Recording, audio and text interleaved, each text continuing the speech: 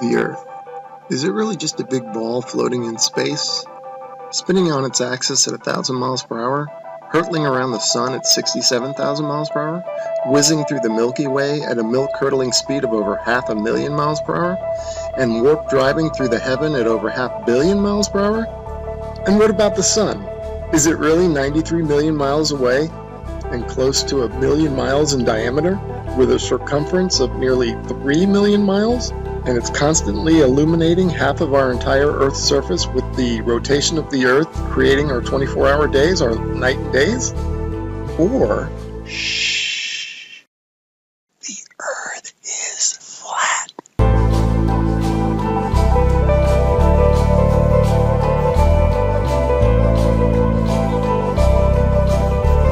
And maybe it's completely still, just like we experience. And maybe the sun isn't big, but is very small and very close, and not illuminating the Earth from 93 million miles, but is illuminating locally.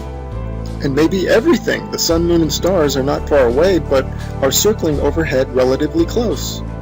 In this video, we're going to explore the latter option, and at the end, we're going to reveal startling evidence through the use of time-lapse photography that the sun cannot possibly be 93 million miles away, but is in fact very close, and is illuminating locally as it traverses our flat Earth. Oh man, and watch how this sun comes at you. Boom! I mean, come on. And that's all perspective. If you look at jet trails, Google Images, you'll see them, they start out low at the horizon, they come up overhead. Look at that thing. They come up overhead and then they go down to the horizon.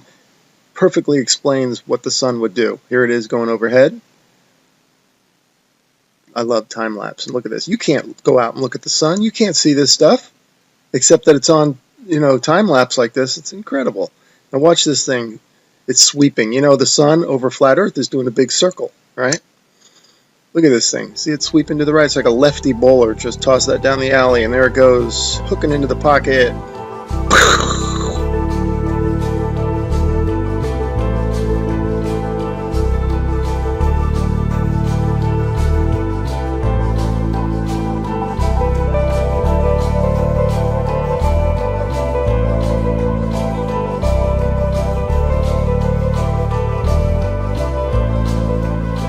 See how the clouds angle down to the horizon. I shot it there.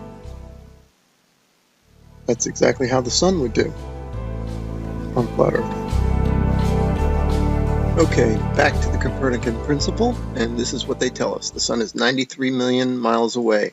Now, I'm going to show you evidence through sunsets that shows the sun light following the sun over the horizon, and it shrinks as it goes over. Now there's no way it would do that if the sun is 93 million miles away. Okay, first I'm going to show you some footage from the ISS.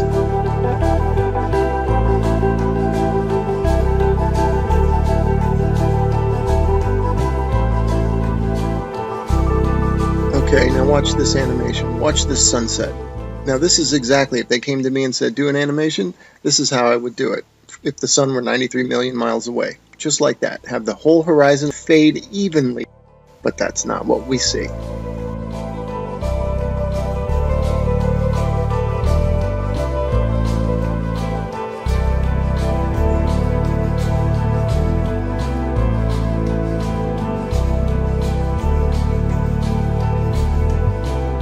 Okay, wow, look at that. Look how the light lifts off the ground like a big wedge, or like lifting up a sheet of paper. That's incredible footage. Definitely the light's following the sun, right? Okay, next I'm going to show you how a sun that is circling over the Earth, that creates the horizontal aspect of the sun. If you combine that with perspective, which creates the up and down of the sun, the rising and the setting, you get the 23.5 degree tilt that they talk about. It's nothing but perspective and a circling sun.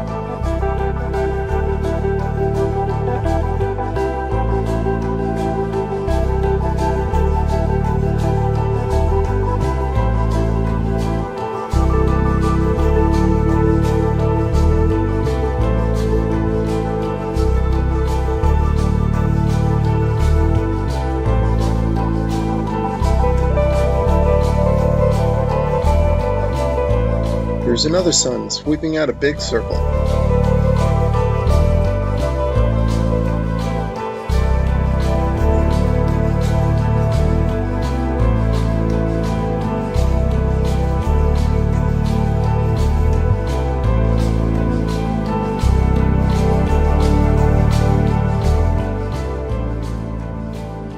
Okay, here's a phenomenon that you might be wondering, how in the heck do you explain this on a flat Earth? Well, this footage is taken from Alaska during the summer, and the sun does look like it's going up and down. The reason it's doing that is that this town in Alaska is not in the center of the sun's circular circuit. In other words, the sun is making a big circle, and the town is not in the center of that circle. So the sun will be closer and further from the viewer with the camera. That will cause it to go higher and lower, and also maybe even bigger and smaller.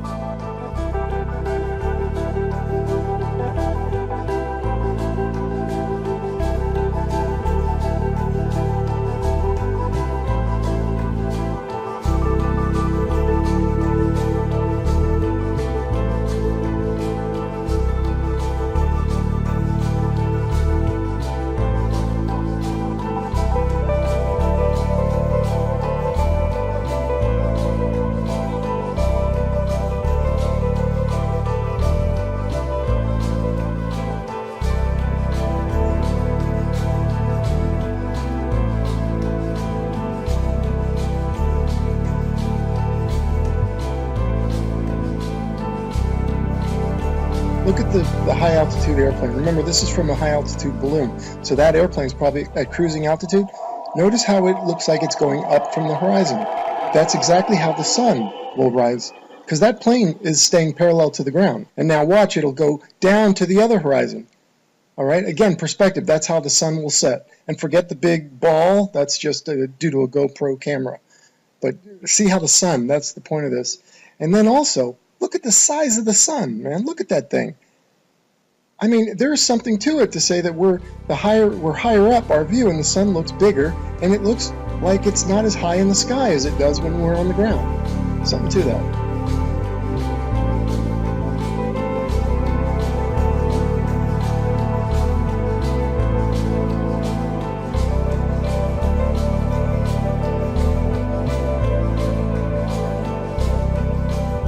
Let's explore this notion a bit further, that the sun looks bigger when filmed from higher up. The next 3 slides, I'm going to do a comparison, a side by side. The one on the left, the camera is above the clouds. The camera on the right is ground level.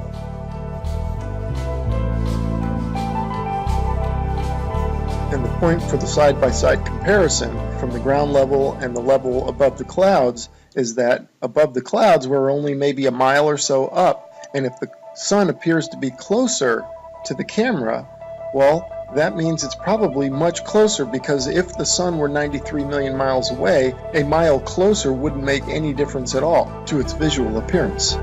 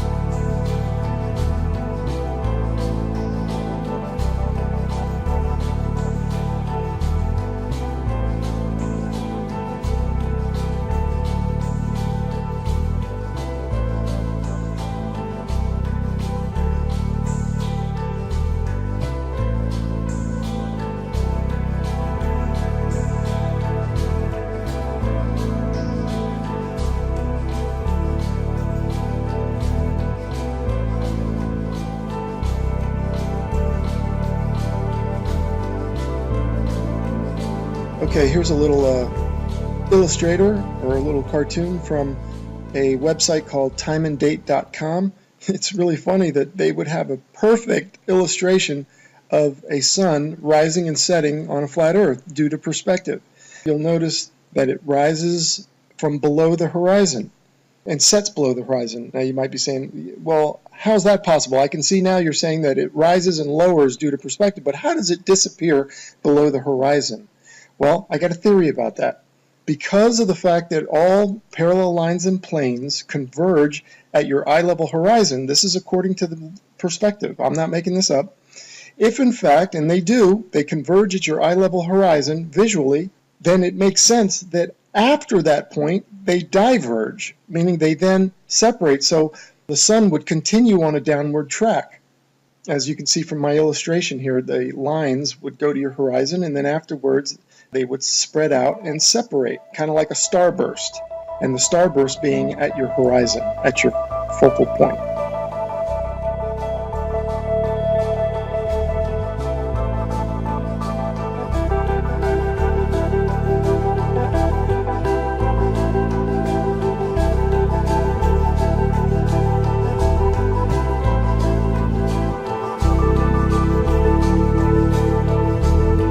Anyway, without further ado, we're going to start talking about, and I'm going to start showing you the time lapse of the sunsets that I'm talking about that clearly show the sun is close and illuminating locally. Here we go. All right, and here are a couple of time-lapse sunsets, and just like the sunrises at the beginning of this video where you could see the sun coming at you, not maintaining any 93 million mile distance, here you can also see the sun moving away, and it's clearly not due to the rotation of the Earth and a sun that's maintaining 93 million miles away, but the sun is moving over the Earth and moving away from you.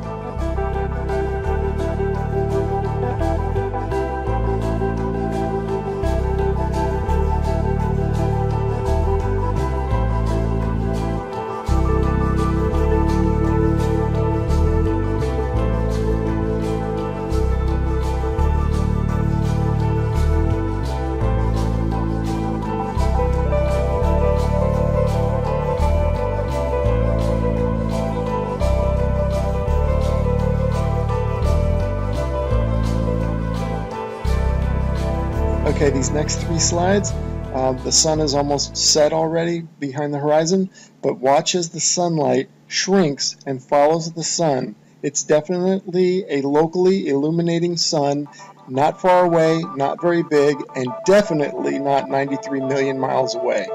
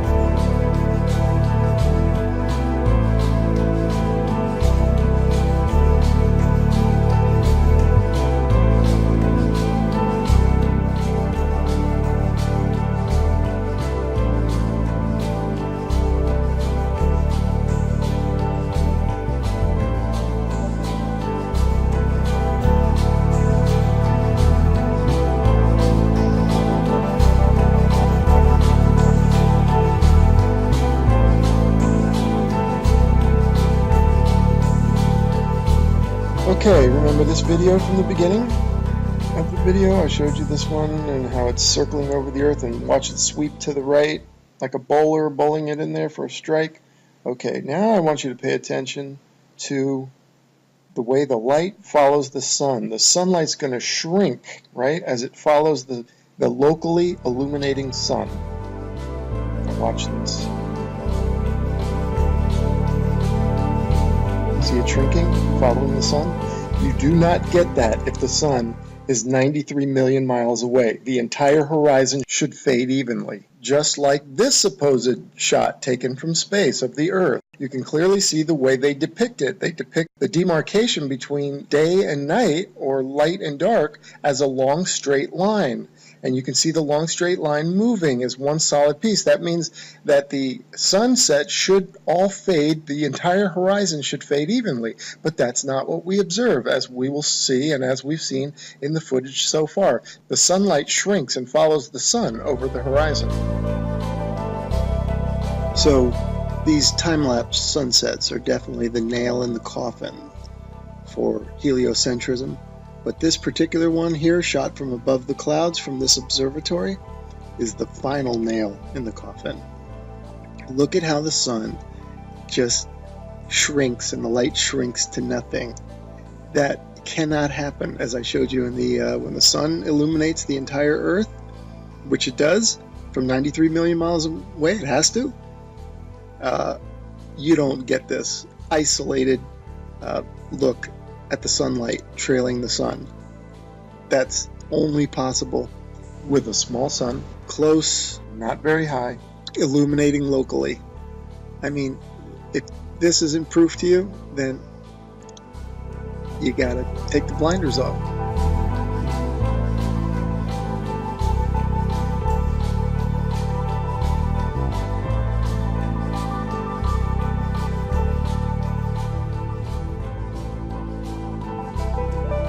Okay, and finally I want to show you some examples of local illumination, or a city in the background.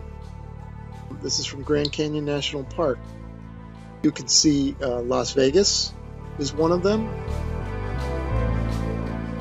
You can see the stars going down, so you know that's not the sun. That's the glow of Las Vegas, it says. You can see that's local illumination. I'm just making an example showing you here's Tuba City and a little bit of Flagstaff. Now, in this one here, you see two lights. Obviously, we don't have two suns, but these are two cities lit up, and it's just to show it looks just like the sun going over the horizon. That's the point of me showing that. That's local illumination at work. The sun is not 93 million miles away, because if it was, the entire horizon would fade evenly, and the entire horizon would fade at the same time. Not what we see here, which is the small sun cruising over the Earth and the light is following it. Case closed.